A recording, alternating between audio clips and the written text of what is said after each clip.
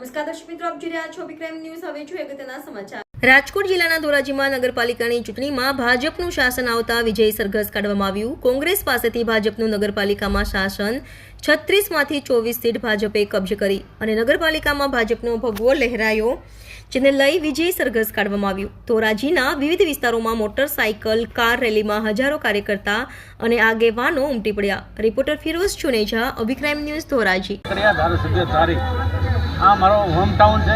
હોમટાઉનમાં જે ઉમેદવારો જે ભાજપ પાર્ટીએ મૂક્યા હતા એ 24 ઉમેદવારો ટકોરમાં મૂક્યા હતા અને દાર મહારાજની કર્મભૂમિ આજે ભીમનાથ મંદિરમાં જે અત્યારે વિજયોત્સવ ઉજવી રહ્યા છે એ પણ ભીમનાથ મહાદેવની કૃપા। આજે 24 ઉમેદવારો જે નિષ્ઠાવાન ઉમેદવારો મૂક્યા છે, ત્યારે જે તલાળા શહેરનો સર્વાંગી વિકાસ થાય એના માટે 24 ઉમેદવારોનો રસ છે।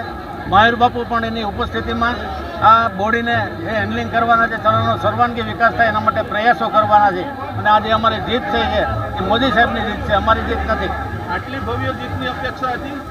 ભવ્ય જીતની અપેક્ષા તો હતી જ, કારણ કે ઘણા ખેલ આવ્યા, બધાને ખ્યાલ છે। કોંગ્રેસવાળાએ પણ ઘણા ખેલ કર્યા, પણ એના નેતા વિહોણી પાર્ટી છે એટલા માટે એમાં સક્સેસ નહીં ગયા। અમારા નેતા નરેન્દ્ર મોદી સાહેબ છે એટલે અમે એની જે કામગીરીને જોઈને અમને લોકોએ મત આપ્યા છે, એને કામ કરવાની જ્યારે પદ્ધતિ આપી છે ત્યારે અમે તલાળાનો વિકાસ સર્વાંગી વિકાસ કરવા માટે બધા સહિયારો પ્રયાસ કરવાના છે, એમાં ગામ અમારી સાથે જ છે।